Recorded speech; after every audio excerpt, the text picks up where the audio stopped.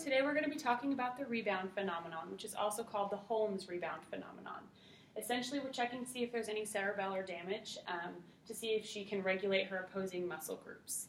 So what I'm going to ask her to do is, informing her every step of the way, I'm going to ask her to put her hand into a partially flexed position, her arm like this, and then I'm going to try to push her arm into extension, but ask her to hold that flexed position. So we'll go ahead and start there.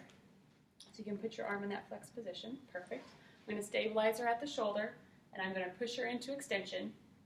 And she's doing a great job holding it.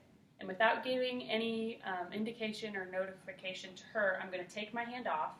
And as you can see, her arm stayed pretty well flexed there. It didn't come back up and hit her torso. It stayed still. So that showed that she doesn't have any cerebellar damage. Now, if she did have cerebellar damage, her arm would pop back up and hit her torso and then kind of correct and come back down.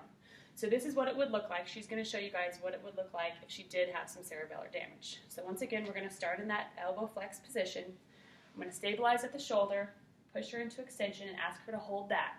I'm going to suddenly take my hand off, and she comes up and hits herself in the torso. Make sure their head isn't turned so they're hitting their face or anything.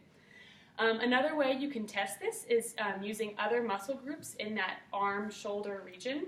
So we can also test by using shoulder flexion. Same kind of thing. I'm going to ask her to flex her shoulder, and I'm going to resist.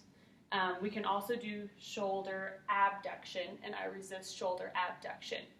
But it's the same idea to see if there is any damage. Her shoulder will pop up or pop forward before she corrects. So that's the rebound phenomenon.